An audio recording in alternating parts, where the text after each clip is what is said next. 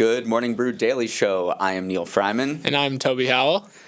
It's our second episode. Second episode feels like the first episode, though, because anyone who reads the Morning Brew newsletter saw the top blurb today. We promoted it at the top of the newsletter. Yeah. So for any new people joining us, welcome. Welcome. We're super glad to have you. Yesterday we did some warm-up tosses, and now we're coming into the actual show. Yeah. Any highlights from the launch day? Well, I did hear from a lot of friends who texted me and said it was they remembered who I was, first of all.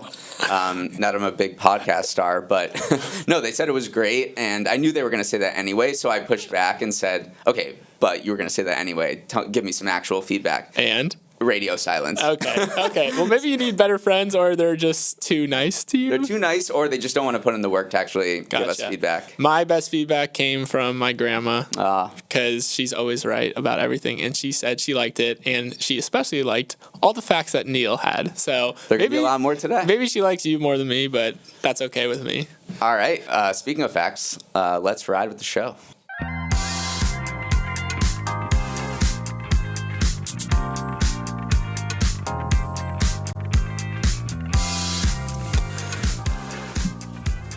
Let's ride. I know. Where did I come up with that? I guess Russell Wilson. Broncos Nation. Let's ride. Oh, God. Brew Nation. Let's ride. All right, let's go from Denver to Washington, D.C., where there's a huge Supreme Court case that's going on. It's about Section 230, and it could decide the future of the internet. Not a big deal. High stakes. I've heard a lot about Section 230. It's been in the news for a while, but I'd love to hear you lay it out. I'm going to mansplain it to you, Toby. Okay, I need it. Thank you. So ask questions along the way, and I hope our listeners will also ask questions in the comments or whatever. But Section 230 it's 26 words that were written in 1996, and they're crucial for protecting internet companies from the stuff that you or I or anybody else posts on their platforms. Okay, so it led to the formation of these mega companies like Facebook. Yes, because Twitter, there's Google. no way that Facebook or Google or YouTube can possibly moderate or police every single thing that is posted on their platforms. Like YouTube, how many hours of YouTube are posted in a single second? Right. So it kind of shields them from taking responsibility from the content. Yeah, so a little bit. It basically creates a distinction between publishers like Morning Brew and newspapers and internet companies, which are more like telephone companies. So if I call you up over the phone and we hatch a plot to, kidnap... Steal the Declaration of Independence? Steal the Declaration of Independence. The Verizon cannot be held liable in court. Basically, if Section 230 wasn't there, then these companies would be absolutely sued to oblivion because there'd be so much crap, so much illegal content on their platforms. Right. And if they were to be held responsible, they'd be in court every day, and we should be lawyers. Okay, so I'm following you. Tell me about the case that the Supreme Court is hearing. So this is the first time that Section 230 has been challenged in court, and it is being challenged by the family of a woman who was killed in Paris in 2015 in terrorist attacks. And this family is accusing Google of aiding and abetting the terrorist attack by recommending ISIS content on its algorithm. Okay, I'm up to speed now. What are the chances that Section 230 falls? Like, what are the justices saying about this case? So people were a little freaked out because the justices are not exactly the internet experts, and they actually acknowledged that. Justice Elena Kagan yesterday said, it was a great quote, these are not like the 9 greatest experts on the internet, which was kind of a relief because we watched so many congressional hearings recently that they've dragged Zuck and a bunch of other tech CEOs in, and they just embarrass themselves because they do not know anything about the internet or Facebook or Google. I remember these clips, some legendary clips came out of those hearings. They made big tech companies look pretty good. Right. These CEOs look pretty good because younger people like us, we looked at tech CEOs and we're like, okay, they know what they're talking about, and lawmakers kind of look super ignorant. But back to your question, it seems like the justices are not ready to blow up the internet. Right. Which is good. They appeared a little skeptical. Justice Brett Kavanaugh said that the court should not crash the digital economy. So I feel like they do understand what's at stake here. Mm-hmm. And my question is, though, and this probably comes down to like the precise legal language of Section 230, but YouTube does have these recommendation algorithms. So there is some line where YouTube is responsible for pushing certain content. So even though the justices are kind of hedging and saying, listen, we're probably not going to upend the internet, I can see why this case made it to the Supreme Court at all. For sure. There are a lot of smart people that say that Section 230 is outdated. Look, it was created in 1996. These internet platforms are completely different than what they were, 30 years ago, however long that was. And we need to update it because we're just dealing with a completely new environment. Right. Yeah. So expect Congress to maybe step in and take some whacks at it on certain areas, but not completely remove it, which would be a disaster. Right. Okay. Well, I'm looking forward to seeing how that is updated and seeing some of the sound clips that come out of the debate. Yeah.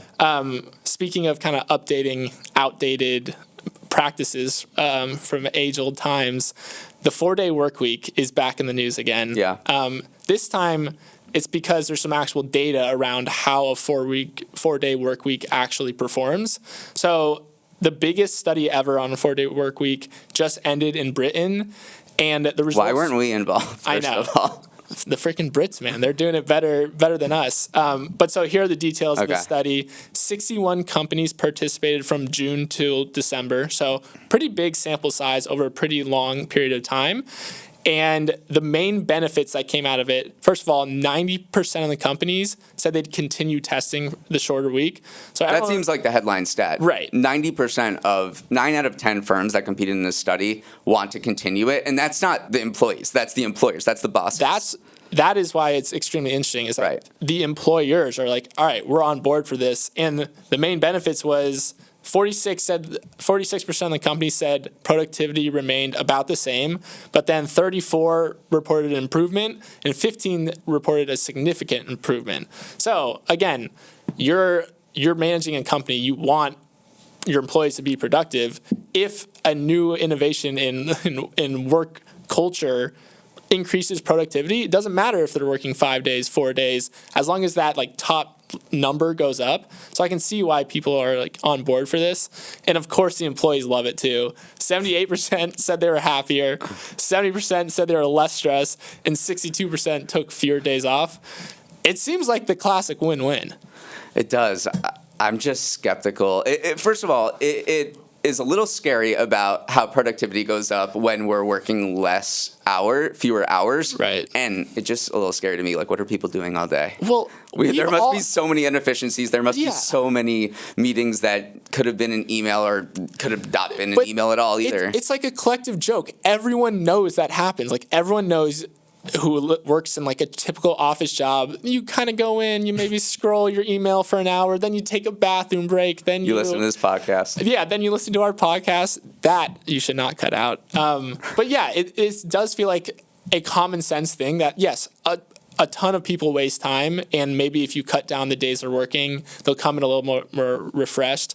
And again, this feels like a debate we've been having forever and will continue to have, but having this data on it is, I think, a step forward towards making this a reality.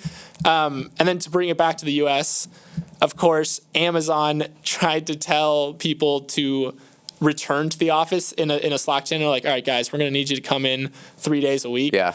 And immediate uproar. Everyone's absolutely not. Petitions were being signed. So you can see there's still this tension between employer and employee when it comes to in-office working. Yeah, I was a camp counselor, and we were always told to be strict initially and then let up.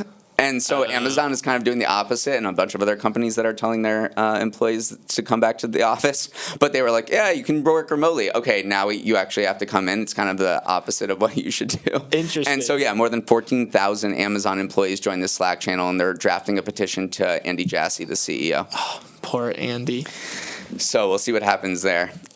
We are going to move on to ChatGPT. We have to talk about ChatGPT. I'm excited. First time on the show talking about the elephant in the room. The elephant in the room. And this is a new side hustle. And Toby, I know you are a big side hustle guy.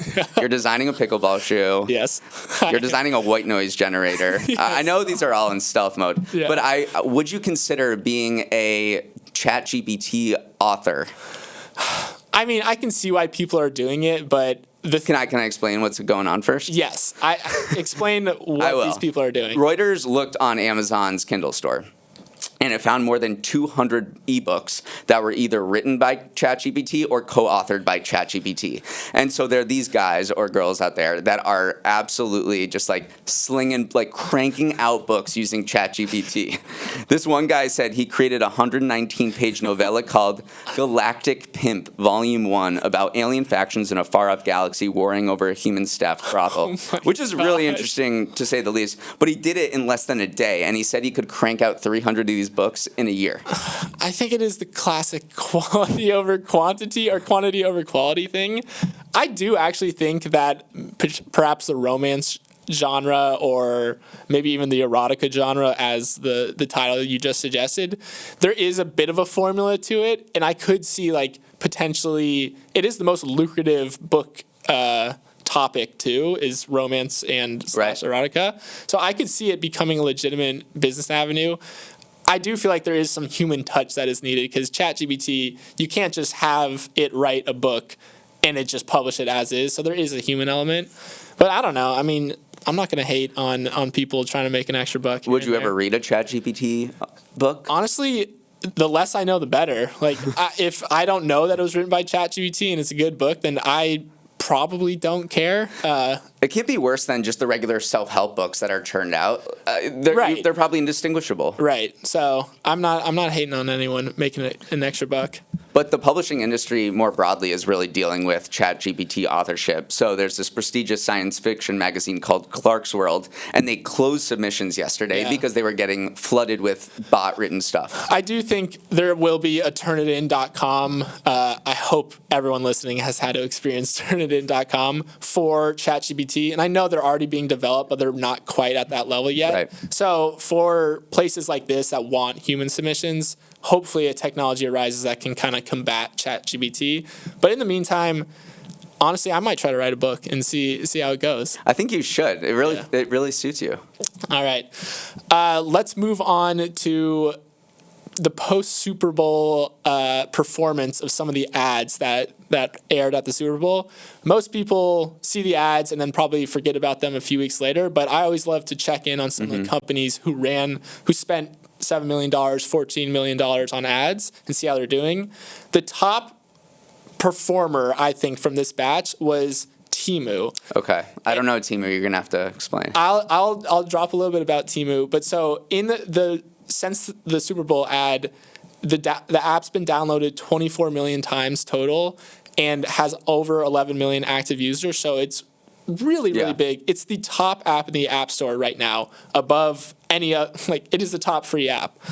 And basically, I like to call Temu Alibaba meets TikTok. So it's essentially, I know, it's essentially an online store with very, very cheap items. I'm talking like 39 cents for like 400 Q-tips. But didn't we do this with Wish? It is very similar to Wish. In this case, it's a Chinese company. Yeah. What it does is cut out the middleman, so you're getting the goods from the Chinese factory. It is slow. I was going to say, what is delivery? It sounds like you're going to get 7 to 15 business days. So okay. What you're saving in total cost, you're losing in convenience. So it's not exactly Amazon. It's a little bit of a different business model. Sounds like something my brother would use to get a knockoff soccer jersey. Right. That's a great use case. Or if for some reason you just want, I don't know, toilet paper to last you 10 years, you can get it very cheap. Okay. But so it ran its TikTok. It ran a Super Bowl ad. The ad wasn't even good. Like a lot of people don't remember it. But it did say like shop like a billionaire. That's its tagline. Shop like a billionaire. And it's also become big on TikTok. People are doing Temu hauls where they try on 30 clothes. They spent like $5 for. So Temu's done super, super well. The other performer in the class is Tubi. Okay, so you just need a 4-letter name that starts with a T. Very similar. I know you remember the Tubi ad. Oh, of course. Well, there was two, and the one that I do remember was when they made it seem like someone was sitting on a remote, and everyone just sort of yelled at everyone. Yeah, it was. This is the rare ad that performed well, but also people will remember forever because yeah, a lot of people thought that someone had changed the channel and got really mad at him. But so Tubi's now reached 64 million active users. And the other thing I want to talk about is, this is getting into a little bit of the streaming wars, but AVOD is ad-supported video on demand, which is what Tubi is. Okay. That means you're watching, it's kind of like, it's almost like cable again. TV, yeah. Yeah, you're watching your program, it gets interrupted by an ad, advertisers pay Tubi, that's its business model, versus SVOD, which is streaming video on demand, which is your Netflixes, your Peacocks. Okay. And people are saying that those services are getting way more expensive. So now AVOD is coming back into style, so Tubi kind of timed it right with their Super Bowl ad. A lot of people are like, oh, I want to pay like $60 for all my streaming services. I'm just going to go back to watching ads. Watching ads again. So Tubi's kind of having a moment right now. Interesting. Yeah. Toby, that was almost as illuminating as your core discussion yesterday. I think it's because I also have a 4-letter name that starts with T. I think so. About that. Temu, Tubi, and Toby. You're about to shoot up to the top of the App Store. You should buy a Super Bowl ad next year. It would help us both out. If enough people subscribe, and share, who knows? We might be in front of you next year. All right. So yesterday you did illuminate me, a millennial, on some TikTok trend that was called core, and I kind of want to flip the script a little bit. I need to bring something to the table here. Okay. And what I can bring to the table is that I read a lot of stuff all the time. You read the most news. I read a lot of news, yes. And I come upon some crazy numbers and stats that people surface, and so I want to bring that to you and our viewership and listenership. Okay. So we're going to call this segment Neal's Numbers. Let's go. I love a nice alliteration. A lot of alliteration, and we're going to kick it off with this stat, which there are more hedge funds than Burger Kings. Wait, say that again. There are more hedge funds globally. There are more hedge funds in the world. There are 30,000 hedge funds in the world. There are more hedge funds than Burger Kings, and there are way more than Taco Bells. There are more hedge fund managers than Taco Bell managers. So that is like one of the funnest stats in investing, and it shows that hedge funds aren't this like little club. They are a really big industry and a growing industry, and it kind of speaks to something significant and serious, is that there was this growing trend of passive investing, and hedge funds generate mediocre returns, and it's not worth putting your money in there. Just dump it in an ETF. Yeah. But they're still growing. That is great. Should we launch a hedge fund? We could launch a hedge fund. Or maybe we should launch a Burger King. I think we should. No, yeah. The big takeaway, Jamie, one of our writers, was like, okay, we just need to build more Taco Bells. Yeah. That's the main takeaway from this stat. All right. Okay. That's mind-blowing. That's number one. That's Neal's number one. Then the second Neal's number is that TSA intercepted 6,542 guns at U.S. airports last year, which was a record. And it also is equivalent to 18 guns per day. Oh, my God. How are people still doing this? Like, this is crazy. They claim they forgot. Right, I know. I assume it's not malicious intent because, like, obviously it's going you don't have to be that dumb. Get caught.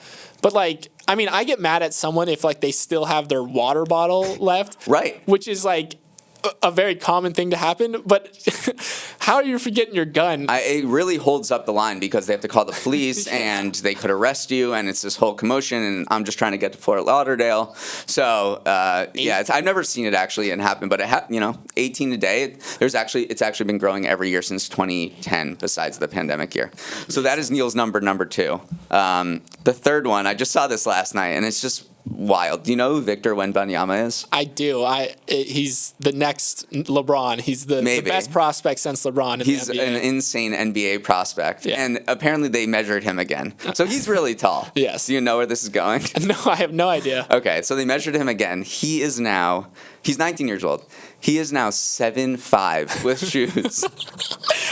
That is 4 inches more than Shaq. It's just a shocking number. 7'5". Yao Ming was 7'6". Oh my good gosh. So, and he's still growing. Yeah. So they're going to keep measuring him. Like, he's going to be well past 7, Yao Ming, and he shoots the 3. Right. This is going to be a recurring segment on the show. How tall is Victor Wembanyama? Oh, my Lord. Wow. So, I love all those stats. Feel free to drop those at, whatever bar or social gathering you go to this weekend, and cite Neal's numbers, because I just learned a lot. Okay, we're going to wrap up the show with a very fun story, honestly, out of Starbucks. Okay. So Starbucks is now pursuing these olive oil drinks, and olive oil, they think it's Wait, gonna be olive oil with coffee? olive oil with coffee. So it's called oleato. Oleato. And essentially they're adding extra virgin olive oil to some of their like famous drinks. So you might get a cold brew drink topped with like a golden olive oil foam, or you have an oat milk latte imbued with olive oil. I am totally for this. It sounds disgusting, but like Howard Schultz, the CEO of Starbucks, did his thing again. He went over to Italy. Right. He saw them drinking it there, and he wants to bring it back to U.S. consumers. So this is the thing Schultz does, because I think there's a famous story of in the 80s he went on this trip to Italy and saw how espresso cafe culture, was so big, and he wanted to bring that to the States, and that led to Starbucks being this more luxury brand, and he kind of turned the company around. Right. And then he did it again with Sicily. If it ain't broke, don't fix it. So he's right? got to go on these inspirational journeys and Yeah. creates all these new drinks. Who knows whether this will be successful, though? I'm a little worried. I know we kind of disagree about this, but it looks like it's going to add 120 calories to every drink, a little small droplet of olive oil. Do you think that's going to matter to people? Yeah, and the example I want to cite is back in like the mid 2010s, fat-free yogurt was like the new rage. Like everyone wanted to sell yogurt that was fat-free, but then Chobani and these Greek yogurt companies said, no, we're going to do like fat-filled yogurt, this really rich, creamy yogurt, and it totally reversed the trend towards fat-free. So I do think that we've had like kind of the surgence of oat milk and these alternative milks that are a little healthier for you. Now we're going back to like a more decadent drink that has olive oil in it. So I'm actually bullish on this. It looks good. I can't wait to try it. And then there's a little bit more Starbucks news that I just want to cap the show off with. But essentially, Starbucks has filed a patent for a machine that would help baristas create those highly customized drink. So if you're the type of people who orders like a double shot venti mochaccino with 3 pumps of vanilla, Starbucks is developing a machine that will help kind of streamline that process. It's that kind of thing that's going to get us to the 4-day work week. Good on you, Starbucks. Exactly. Thank you, Starbucks. I think that's the show. Before we go, I just want to thank our amazing team behind the scenes and shout them out. Our show is obviously a production of Morning Brew. The show's producer and editor is Emily Milliron. VP of Production Operations is Dan Bauza. Show's technical director is Justin Orlando. Hey, Justin. Our supervising producer is the man himself, Bryce Beloff, and Devin Emery is our chief content officer. See you tomorrow. See you tomorrow.